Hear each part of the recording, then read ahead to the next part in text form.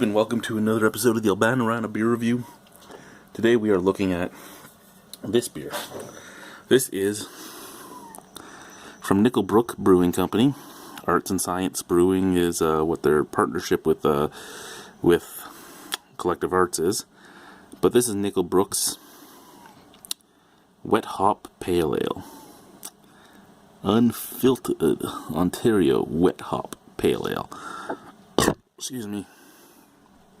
So here is our bottle.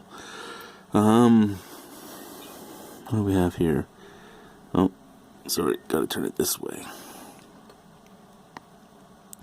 Ingredients: water, malted barley, and hops.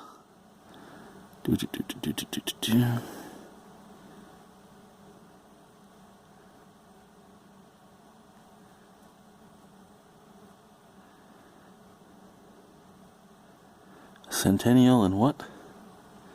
Chinook. Okay, Cascade, Chinook, and Centennial hops. I was curious what hops are in this. 2 years ago, I believe it was, they made two wet hop ales. They made one with Birtwell, and they made one with, I can't even remember what the other one was, but they were, at the time, the only brewery to be buying Birtwell hops. Last year, this beer, if I remember correctly, was all Birtwell. And it was fresh hop Birtwell. And then this year it's these guys. And I know that other breweries are buying Birtwell now. It's not just Brook. I actually thought this would be a Birtwell beer as well. And I'm glad I have the why is it getting so blurry now? Focus camera, focus. Okay, let's bring it back in. No, not working. Oh, there we go. There's the focus. Keep the focus, keep the focus. Okay, so, yeah. Now, wet hop means that they're not using pellets. Wet hop is you pick the hop off the vine and you put it into the boil as fast as possible off the vine, as fresh as possible. So, there we go. I'm just going to pull this close to my eyes now just to get the ABV because we're taking too long here. It's 5.5% ABV. Alrighty, so we're going to pop her open and pour her in. I was actually excited. I was more thinking this was going to be Birtwell hops, and I really enjoy Birtwell hops, so I'm a little sad that it's not.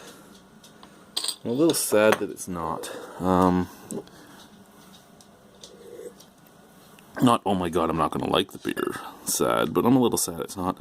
I'm glad that there's not, Simcoe in here, because I know that John and Ryan love their Simcoe, and there are times where Simcoe works out for me, but I'm not a big fan of Simcoe. I get the cat pee smell on Simcoe a lot if it's used as an aroma hop. I like I kind of like the taste of Simcoe, but I don't like the aroma that it gives off. Now, Chinook and Centennial I'm hit and miss on, because I found a lot of breweries are using Centennial in a way that I like, and a lot are using it in a way that I hate. So Centennial I'm normally hit and miss on. But Cascade, old favorite among brewers, so that's fine. And yeah, there's the beer. Unfiltered, yeah, it's probably going to have a lot more sludge at the bottom than at the top. That's the only problem with these unfiltered beers, if they're not so unfiltered. Well, the unfiltered beer's in the giant bottle. I thought the rolling around I was doing as I was reading it would be enough. Obviously it wasn't, but you can tell it's unfiltered. It does have a little bit of haze to it. Nice brassy color, nice white head.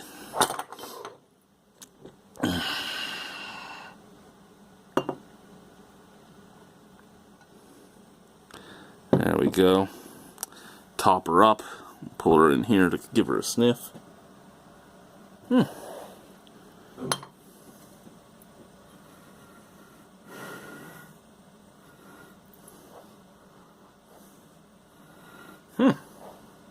Now, I don't know in what way they change the recipes every year, but this does not remind me of any of the other Ontario wet hop ales I've ever drank from Nickelbrook. This does not have the apparent hoppy aroma that a lot of them have. This actually kind of smells like sesame breadsticks to me. It's very bready, very yeasty, and has a hint of sesame to it. And the only reason I know that is because I buy sesame breadsticks. So that's exactly what comes to mind as soon as I sniff this, is sesame breadsticks.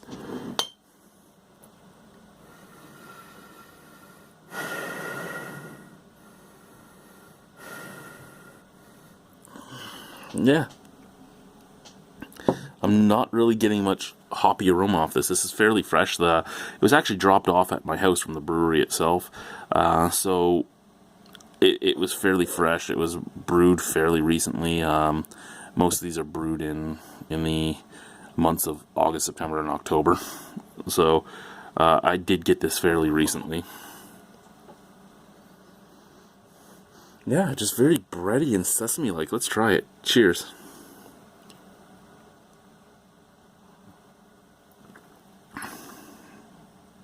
Okay, there's the hops.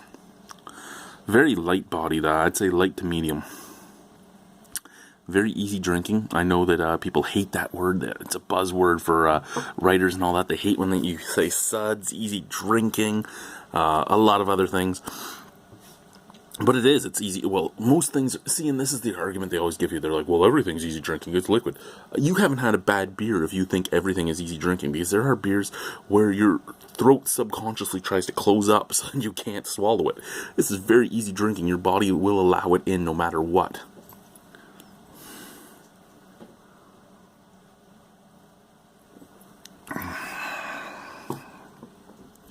Very soft.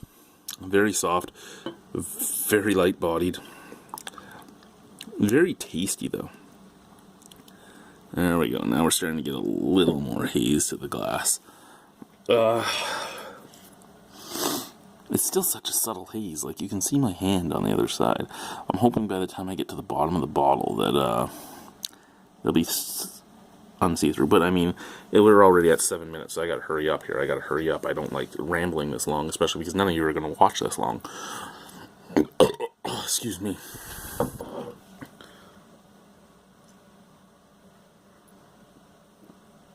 Soft, subtle caramel maltiness up at the forefront. Caramel and malty. Then you fade into a Chinook and Centennial finish, which is slightly piney and slightly resiny, caffeine pillish, but very, very subtle. Just very subtle at the very back of the palate. And you get, right before that, you get a little bit of grapefruit. Not a bad beer. Not a bad beer. That's basically the entire makeup of this beer at this point of the bottle.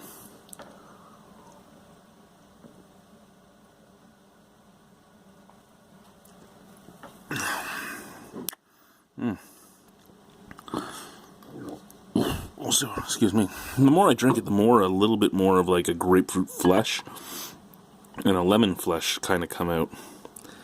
This is what I was hoping for. I can see. I thought there was more haze. It looked like there was more haze, but then I poured into the glass and it doesn't look like it. What's left in the bottle? Basically foam from me shaking it earlier. But let's shake it up some more. Give it a little pour, see what we can get.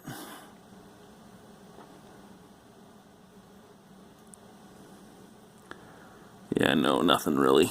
Okay, so this shouldn't have changed, but I'll give it one more sip, see if anything changes, and then I'll give you my final verdict. Not that anyone even cares at this point. I guess I should even do this too. Bing! Didn't happen. There we go. There we go. The great thing about doing this on the cell phone is, unlike other people that take a picture, Nick Maxwell Star, while they're drinking it, they pull out their big camera and take a picture of it. I can just hit the screen and take a picture of the beer if I want to while I'm drinking it, and then it's there. Excuse me. Oh, it does give you the burps, which is weird because it's such a soft beer.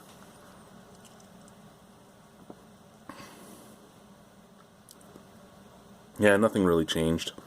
It still has the exact same flavors. Out of 10. I think I would like this much better in a smaller bottle. I understand the 750s. I understand everything about them. You as a brewer can make more money.